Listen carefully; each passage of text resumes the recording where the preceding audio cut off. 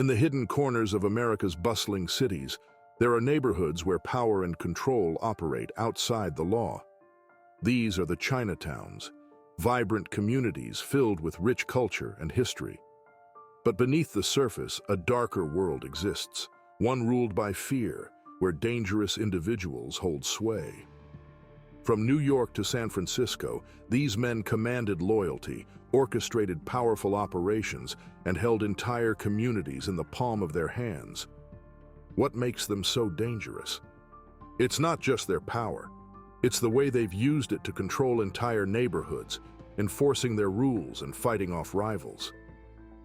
These figures don't just control the streets. They shape entire underground networks. Each one has a tale that digs deep into the history of organized crime in Chinatowns across the U.S. Number 8. Chen Nguyen of the Black Dragons Gang. Chen Nguyen is a former leader of the Black Dragons, a Vietnamese street gang that operated in Southern California. He was affiliated with the United Bamboo Gang, an organized crime group that has connections across Asia and the United States. Born in Vietnam in 1971, Chen arrived in the U.S. in 1979 as a child refugee. Growing up in Pomona, California, Nguyen struggled to assimilate into American culture and eventually joined a Vietnamese gang, seeking a sense of belonging. Nguyen's criminal career began in the 1990s. In 1994, he was convicted for being under the influence of a controlled substance. This marked the start of a series of criminal activities that displayed his dangerous personality and leadership in the gang. In 1995, he was convicted of extortion, further solidifying his role in organized crime. His most notorious crime came in 1999 when he was convicted of first-degree manslaughter, leading to a life sentence without the possibility of parole. This manslaughter conviction revealed his ruthless nature as a gang member, firmly establishing his place as a dangerous leader within the Vietnamese-American criminal underworld. As a member of the Black Dragons, Chen Nguyen had strong ties to the United Bamboo Gang, a larger and more powerful Asian-American gang with connections to Taiwan and other parts of East Asia. The United Bamboo Gang has been known for its involvement in illicit substance trafficking, extortion, and violent crimes. While Nguyen primarily operated with the Black Dragons, his affiliation with United Bamboo gave him access to broader criminal networks and resources, amplifying his influence. Nguyen's life of crime came to a halt in 1999 when he was sentenced to life without parole for his involvement in the manslaughter. He was imprisoned at California State Prison in Lancaster, where he spent over 2 decades. During his time in prison, Nguyen took part in various rehabilitation programs, including Cal State LA's Lancaster Prison Program, and trained dogs through the Paws for Life program. In 2018, despite his life sentence, Nguyen's fortunes changed. On Christmas Eve, he was informed by prison guards that his sentence had been commuted by Governor Jerry Brown. Nguyen had applied for a commutation, but didn't expect it to be granted. His commutation brought hope and excitement, and after more than 20 years behind bars, Nguyen was released as a parolee in 2019. Although Nguyen was released from prison, he faced a new challenge: deportation. As a Vietnamese national, Nguyen was transferred into the custody of U.S. Immigration and Customs Enforcement (ICE) shortly after his release. Despite a 2008 U.S.-Vietnam agreement that excluded pre-1995 Vietnamese immigrants from deportation, ICE detained Nguyen for 9 months at the Adelanto ICE Processing Center. This private detention facility was notorious for poor conditions, and detainees like Nguyen experienced medical neglect and harsh treatment from guards. During his time in detention, Nguyen observed the systemic issues plaguing the facility. Language barriers, poor sanitation, and the spread of COVID-19 added to the inhumane conditions. Nguyen was ultimately released from ICE custody after legal efforts by advocacy groups, such as Viet Rise and Asian Americans Advancing Justice, rallied for his freedom. Today, Chen Nguyen is a free man and continues to reflect on his criminal past, and his journey through prison and immigration detention. Number 7. Tony Young of the Ching Gang. Tony Young, born Zhou Ho. Tony Young was a prominent figure in the Chinese underworld of Los Angeles, particularly known for his leadership in the notorious Ching Gang. His life was a fascinating blend of criminal enterprise, high-stakes gambling, and cultural influence, culminating in a violent end that seemed to mirror his tumultuous rise through the gang hierarchy. Young arrived in Los Angeles from Hong Kong at the age of 16, struggling to adapt to his new environment. He dropped out of Belmont High School, finding solace and identity in the glamour of the gang lifestyle. Slightly built at 5 feet 6 inches and 110 pounds, with his nickname Mutt Joe or Sweet Date in Cantonese, Young quickly rose through the ranks of Ching, a gang with a foothold in Chinatown, primarily involved in gambling, illicit substance, and extortion. By the early 1970s, Young was a known figure both in the US and Hong Kong, drawing the attention of law enforcement on both sides of the Pacific. His gang connections extended to the United Bamboo Gang, another formidable crime syndicate, though Ching remained his primary affiliation.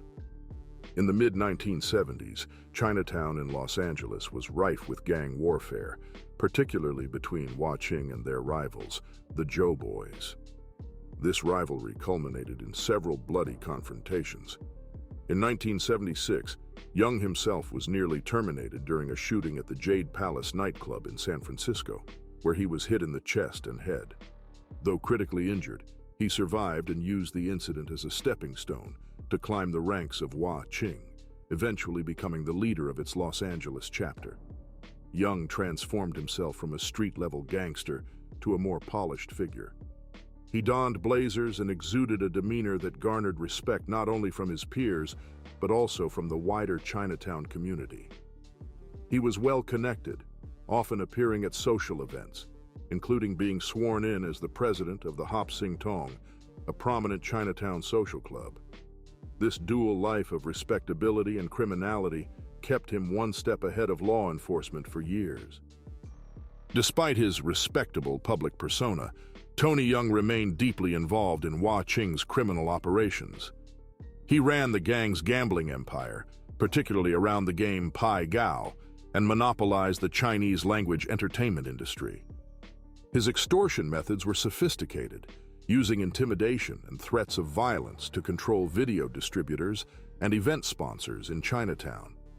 In 1982, Young and his associates were implicated in an extortion scheme involving a gold commodities brokerage in Monterey Park. Although the FBI recorded evidence against Young, the key witness, William Liu, fled the country, forcing prosecutors to drop the charges against him. This marked one of many instances where Young evaded conviction, either due to fear of retaliation or lack of solid evidence. As the leader of Ching, Young was implicated in a range of crimes, including manslaughter in San Francisco and Taiwan, although he was never formally charged with these manslaughters. His ability to maintain influence without directly participating in violent crimes made it difficult for law enforcement to pin anything substantial on him. By the early 1990s, the FBI began focusing on Young's financial records. It was discovered that he had falsified tax returns in an attempt to secure real estate loans, reporting significantly higher incomes than he declared to the IRS. These financial crimes ultimately led to his arrest. In 1995, Young was charged with bankruptcy fraud and lying to financial institutions. Instead of facing the charges, he fled to Asia, where he reportedly became involved in a plot to assassinate Taiwan's president, Lee Teng-hui. However, the FBI tipped off Taiwanese authorities, who arrested Young at the Taipei airport in March 1995 and sent him back to Los Angeles. He was convicted of financial crimes and sentenced to 13 months in federal prison. Despite his convictions, Tony Young managed to evade the full weight of the law for most of his life. His criminal career spanned more than 2 decades, with law enforcement constantly struggling to make charges stick. He continued to insist that he was just a businessman, even as rumors of his involvement in various violent crimes persisted. On January 26, 2001, Tony Young's violent past finally caught up with him. While playing mahjong at the Hop Sing Tong, a man entered the club and stabbed him 7 times, terminating his life. His assassination shocked the Chinatown community, bringing his long-hidden life of crime back into the spotlight. Number 6. Joe Fong of the Ching Yi Gang. Joe Fong is a Macanese-American former gang leader who founded and led the Ching Yi Gang, also known as the Joe Boys, in San Francisco's Chinatown during the early 1970s. Born in Macau in 1954, Fong immigrated to San Francisco at the age of 8. By the time he was 11, he was already found guilty of burglary, setting the stage for his deeper involvement in gang life. At 15, Fong's gang became absorbed into the notorious Ching, a youth gang originally created to protect Chinese immigrants from bullying in Chinatown. However, Fong's ambitions led him to form his own splinter group in 1971, the Ching Yi, commonly known as the Joe Boys, after rejecting Ching's alliance with the more established Hop Sing Tong. This split resulted in growing tensions, especially after his brother Glenn Fong was assassinated in a gang-related attack in 1970, marking one of Chinatown's most violent years. Fong's gang quickly became known for its violent activities, including extortion, robberies, and manslaughter, as they vied for control against the Ching. In October 1972, Fong's reign was abruptly cut short when he was arrested for attempted manslaughter following a drive-by shooting aimed at rival Ching members. Although Fong was convicted and sentenced to life in prison, doubts about his guilt surfaced. Fong and his associates had tested negative for gunshot residue, and several alibis placed him at a movie theater during the time of the shooting. Despite the lack of direct evidence and the later confession of the actual shooter, Fong's appeal for habeas corpus was denied in 1973. While incarcerated at Dual Vocational Institute, Fong began speaking out about his reputation as a gang leader, claiming that he was framed due to his outspoken advocacy for the rights of new Chinese immigrants. By 1977, the gang he had founded was involved in one of San Francisco's most infamous crimes, the Golden Dragon Massacre. On September 4, 1977, 5 members of the Joe Boys attempted to kill Ching leaders inside the Golden Dragon restaurant in Chinatown. The result was 5 dead and 11 injured, none of whom were gang members. The massacre solidified the Joe Boys' reputation as one of Chinatown's most dangerous gangs. Following his release from prison in November 1979, Joe Fong turned his life around, enrolling in college and eventually earning a bachelor's degree in political science from UC Davis and a master's degree from UCLA. Number 5. Raymond Shrimp Boy Chow of the Hop Sing Tong Gang. Raymond Kwok Chung Chow, aka Shrimp Boy, born December 31, 1959 in Hong Kong, is a notorious figure in San Francisco's organized crime scene, with connections to street gangs and international crime syndicates. Chow's involvement in gang activities began early in Hong Kong, where he joined a local gang at the age of 9, quickly rising in stature after attacking an adversary of his gang mentor. His small size earned him the nickname Shrimp Boy, reportedly given by his grandmother. This marked the beginning of a long and turbulent criminal career that spanned decades, including his eventual affiliation with the Hop Sing Tong Gang and leadership of the Gi Kung Tong in the United States. Chow's family faced economic hardships after his father lost a barbershop business due to gambling debts. At 17, Chow immigrated with his family to San Francisco, where he swiftly became entangled with the Hop Sing Tong, a Chinatown street gang. His early criminal activities included a violent home invasion, where he was paid $3,000 to beat a man as a favor for the La Cosa Nostra. This act cemented his reputation as a feared enforcer. Chow was present during the infamous Golden Dragon Massacre in 1977, a bloody gang shootout in San Francisco's Chinatown. Though Chow wasn't directly implicated in the manslaughters, this incident catapulted the Ching gang to dominance, forcing Chow's Hop Sing Tong into a diminished role in Chinatown's underworld. Chow was first convicted in 1978 for an armed robbery in Chinatown, receiving an 11-year sentence, of which he served 7 years. Following his release, Chow attempted to carve out a legitimate life, but he quickly reverted to criminal activities, establishing an escort service and becoming embroiled in violent altercations. By 1989, Chow had aligned himself with Peter Chong, a Hong Kong Triad member and leader of the Wo Hop to Triad, who sought to establish a criminal foothold in America. Chow became Chong's lieutenant and ran day-to-day operations for the gang's U.S. branch, overseeing a merger between the Hop Sing Tong and Wo Hop To. Under Chow's leadership, the gang grew in influence, recruiting younger members through his boys' athletic club, where he initiated recruits through a rigorous loyalty oath system. Despite sporadic attempts at peacemaking with rival gangs, such as the Ching, violent turf wars continued under Chow's reign. Chow's criminal career led to multiple arrests. In 1992, he was arrested for suspected narcotic dealing, an event that exposed an informant within the gang. He was soon embroiled in a racketeering case that eventually saw him and Chong indicted on multiple charges, including firearms trafficking, illicit substance offenses, and manslaughter for hire plots. In 1995, Chow was convicted of illegal firearms trafficking and sentenced to 23 years in federal prison. Despite a mistrial and a subsequent racketeering case in 1996, Chow remained under the radar until Peter Chong fled the U.S. to evade prosecution. Chow later turned on Chong, becoming an informant and testifying against his former boss in exchange for a reduced sentence. This cooperation led to Chow's release from prison in 2003.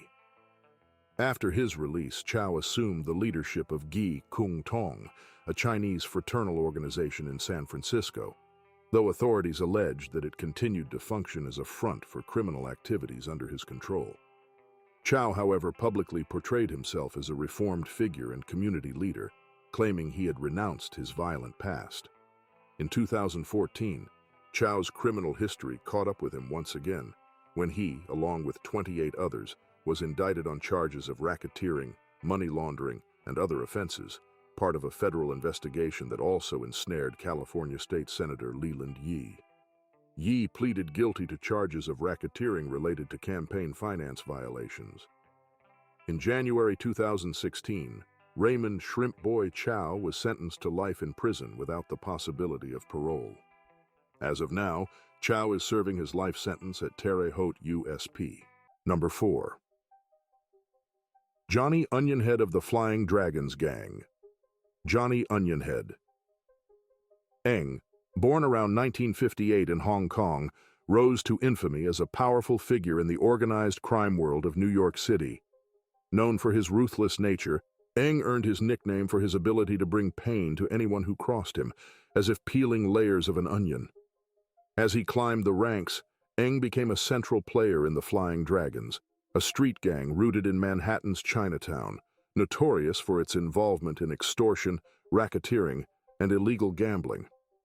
His journey to the top of this violent organization was marked by strategic ambition and raw intimidation, which made him a feared and dangerous figure. Eng immigrated to the United States in 1971 as a teenager, eventually making his way into the Flying Dragons. By the early 1980s, he had become the protege of Michael, the scientist Chen, the gang's leader. Chen was known for his calm demeanor and methodical approach, traits that earned him respect. However, Eng had his eyes on expanding the gang's reach into more profitable, albeit risky ventures, particularly the trafficking of a potent and highly sought-after substance known as China White. His desire to control the growing market led to rising tensions within the gang. In 1983, Eng's ambition reached a boiling point when Chen was gunned down in an assassination that sent shockwaves through Chinatown. The execution, marked by 14 gunshots, including 4 to Chen's eyes, cleared the path for Eng to take control of the Flying Dragons. With Chen gone, Eng wasted no time in transforming the gang into a powerful force in the underground substance trade. Under his leadership, the Flying Dragons dominated Chinatown, distributing large quantities of this substance, earning Eng millions and establishing him as a key player in New York's illicit trade. Eng's growing empire attracted the attention of federal authorities. The U.S. Justice Department identified him as one of the most significant substance traffickers in New York City, estimating that 70% of the substance in the region was controlled by Chinese gangs like Eng's. By 1989, his empire had become too big to ignore, and the DEA formed a special task force, known as Group 41, to dismantle his operation. This team, fluent in Chinese and familiar with the workings of Chinatown, focused its efforts on Eng, culminating in a major sting operation that netted over $60 million worth of illegal substances. In an attempt to escape capture, Eng fled to Hong Kong in 1989. His influence was strong enough to delay extradition for nearly 3 years, but eventually he was brought back to the United States in 1991 to face justice. In December 1992, Eng was convicted on 14 counts of trafficking and conspiracy, solidifying his reputation as a dangerous criminal mastermind. His sentence, handed down in March 1993, was severe: 24 years in federal prison and a hefty fine of $3.5 million.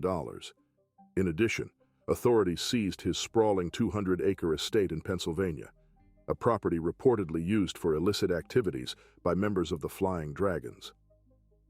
While imprisoned, Eng's once mighty empire began to crumble. His influence in Chinatown weakened, and the Flying Dragons struggled without their formidable leader.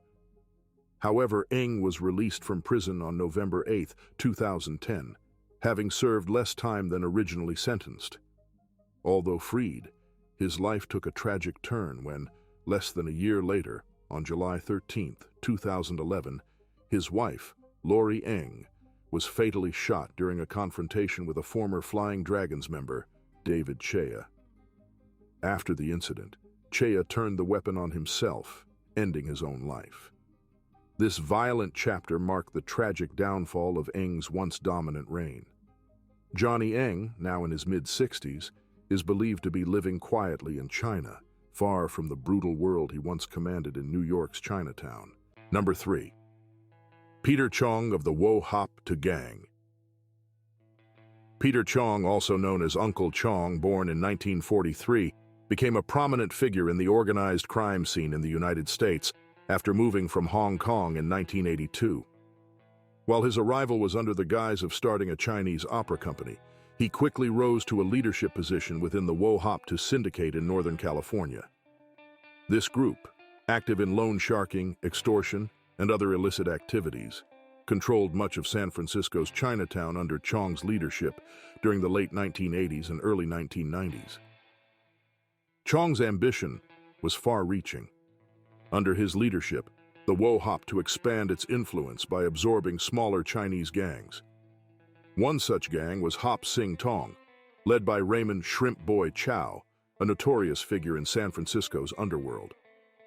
Chong's plan to unite various Chinese gangs under his control was bold and dangerous. He sought to extend the Wo Hop To's power beyond California and had visions of forming a national organization of crime syndicates, dubbed the Whole Earth Association, Tien Ha Wui. This group was meant to control organized crime in Chinatowns across the United States, effectively making Chong the leader of a vast criminal network. One of Chong's key moves was to send his underling, Dai Kung Lu, to Boston in 1991 to establish a foothold on the East Coast. This marked the beginning of his attempts to expand his empire. However, these plans took a brutal turn when Lu became a casualty of what would later be known as the Boston Chinatown Massacre. Prosecutors believe Chong, along with Chow and Wayne Kwong, were also involved in a failed plot against Boston crime leader Bike Ming. These events underscored Chong's aggressive approach to maintaining dominance, using violence and fear to eliminate opposition. In 1993, Chong, Chow, and several other associates were indicted on multiple counts, including racketeering and extortion. However, Chong evaded immediate arrest by fleeing to Hong Kong, following an unrelated arrest in 1992. Despite being arrested in Macau later that year, Chong's initial indictment lacked sufficient evidence, allowing him to remain free. This brief period of escape from justice was short-lived, as a revised indictment in 1995 would eventually lead to his capture. In 1998, Chong was arrested in Hong Kong, and after years of legal battles, was extradited to the United States in 2000. The trial that followed in 2002 was the culmination of Chong's criminal career. He was found guilty of racketeering, extortion, and conspiracy. However, the charges that earned him the most attention were tied to violent plans carried out under his direction. Despite being convicted of plotting harm for hire, the Ninth U.S. Circuit Court of Appeals later overturned this charge in 2005, ruling that there was insufficient evidence to prove that Chong had exchanged anything of value for the attempt. Despite this, Chong's remaining convictions for other crimes still stood, and he was sentenced to serve 11.5 years in federal prison. Chong's ambition to unite various criminal groups under one umbrella was ultimately his downfall. His underlings, including Raymond Chow, cooperated with authorities, leading to his conviction. After spending several years behind bars, Chong was released from prison on July 29, 2008. While he may no longer hold the influence he once did, his reign as a crime boss left a lasting mark on the criminal landscape in the United States, particularly in California's Chinatown. Number 2. David Tai of the Born to Kill Gang.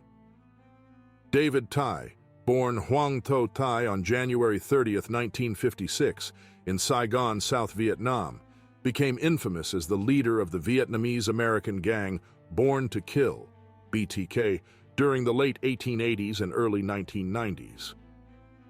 Known for his sharp mind and ruthless demeanor, he built a reputation as a violent gangster while also running a highly lucrative counterfeit watch operation in New York City. Under his leadership, BTK dominated Chinatown, extorting local businesses and engaging in bloody street warfare, making Tai one of the most feared criminal figures of his time. Tai's early years were marked by the chaos of the Vietnam War.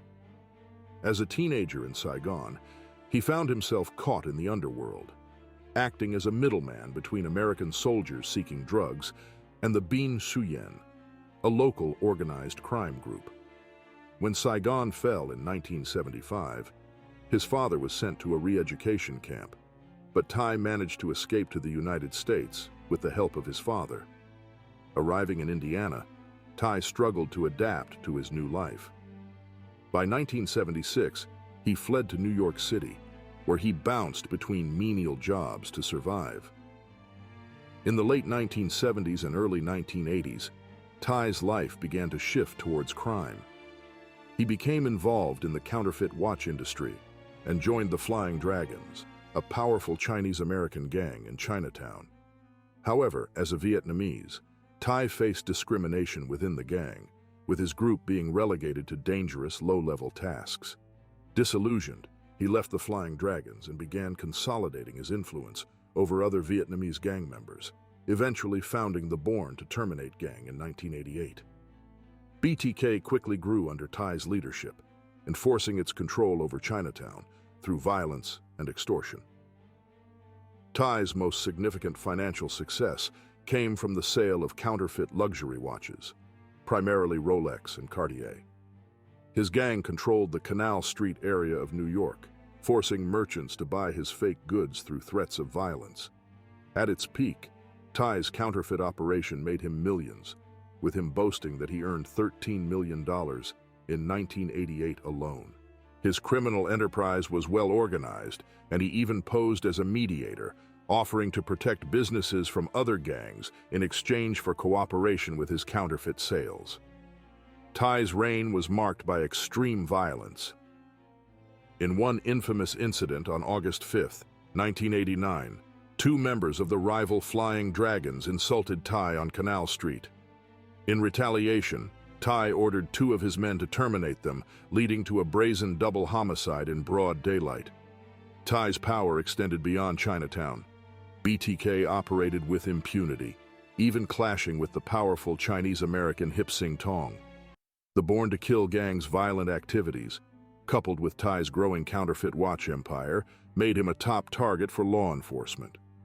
By the early 1990s, law enforcement had grown increasingly focused on bringing down David Thai and the Born to Kill gang. The Bureau of Alcohol, Tobacco, Firearms, and Explosives, ATF, with the help of an undercover informant, one of Thai's former gang members, began a lengthy investigation. After months of surveillance and gathering evidence, Thai was arrested in 1991, charged with a wide range of crimes, including manslaughter, attempted manslaughter, conspiracy, robbery, and extortion. In a series of trials that followed, prosecutors painted Thai as a calculating and deadly gangster who had terrorized New York's Chinatown. On October 23, 1992, a federal judge in Brooklyn sentenced him to life in prison without the possibility of parole. The court's decision was seen as a significant blow to Asian gang activity in New York City, with federal prosecutors declaring that Thai's removal from the streets crippled BTK's operations. David Thai's arrest marked the beginning of the end for the Born to Kill gang. With their leader behind bars, the gang's power quickly dissipated, and many of its members were either arrested or fled the city. Thai's life sentence continues to be served in a federal prison that its information is not known to the public space, as at the time of compiling this story, and on until today he remains incarcerated in prison. Number 1. Chen Chuli of the United Bamboo Gang. Chen Chuli, nicknamed King Duck or Dry Duck, was a notorious Taiwanese gangster who led the United Bamboo Gang, Taiwan's largest and most powerful criminal organization. Born on May 11, 1943, in Sichuan, China, he moved to Taiwan with his family after the Chinese Civil War. His early life was marked by bullying as a non-local or Weishengren, which led him to form protective gangs with other mainland Chinese immigrants. This eventually culminated in his joining and later leading the United Bamboo Gang at the young age of 12. Chen's leadership began in 1968 when he became head of the United Bamboo Gang, propelling the gang to a membership of over 100,000. Under his command, the gang expanded its influence across Taiwan, engaging in a wide range of criminal activities. The United Bamboo Gang thrived under Chen's guidance, involving themselves in drug trafficking, extortion, gambling, and even political assassinations. Chen, despite being a criminal, maintained a sense of pride in positioning himself as a nationalist. He was convicted of aggravated assault in 1970, serving 5 years at the infamous Green Island Rehabilitation Center. But upon his release in 1976, he shifted his focus to business. He established several enterprises, including Chang'an Enterprise, which quickly became a dominant player in the fire equipment and construction industry. Chen's most infamous act came in 1984, when he was ordered to kill Chinese-American journalist Henry Liu by Taiwan's Kuomintang KMT government. Liu had written a biography critical of Chiang Ching-kuo, then president of Taiwan and son of Chiang Kai-shek. Chen carried out the manslaughter with 2 accomplices, Wu Tun and Tung Kwe Sen, shooting Liu in his garage in Daly City, California. The assassination was politically motivated and orchestrated by high-ranking officials in Taiwan's Bureau of Military Intelligence. Though the assassination was initially supposed to be a patriotic act, Chen later discovered that the government had misled him about Liu's alleged connections to Communist China. After the assassination, Chen returned to Taiwan, but the KMT distanced themselves from him. Feeling betrayed, Chen made a tape-recorded confession that named several top officials involved in the murder plot, including Admiral Wang Xiling, the head of the Bureau of Military Intelligence. This confession, obtained by the FBI, led to the arrest of Wang and others involved in the plot. Despite requests from the U.S. government to extradite Chen and his co-conspirators to the United States, Taiwan refused due to the lack of formal diplomatic relations. In 1985, Chen stood trial in Taiwan, where he admitted to organizing Liu's murder, but claimed he had been misled by government officials. He was sentenced to life imprisonment alongside his associates. However, in 1991, Chen was granted clemency and released from prison. Upon his release, he was treated as a hero by many in Taiwan, and he continued to run businesses, including investments in mainland China. In the late 1990s, Chen fled Taiwan to avoid further charges related to organized crime as part of a crackdown on gangs. He sought refuge in Cambodia, where he lived in luxury until his death. In 2007, Chen was diagnosed with pancreatic cancer and was hospitalized in Hong Kong. He passed away on October 4, 2007, and his body was flown back to Taiwan.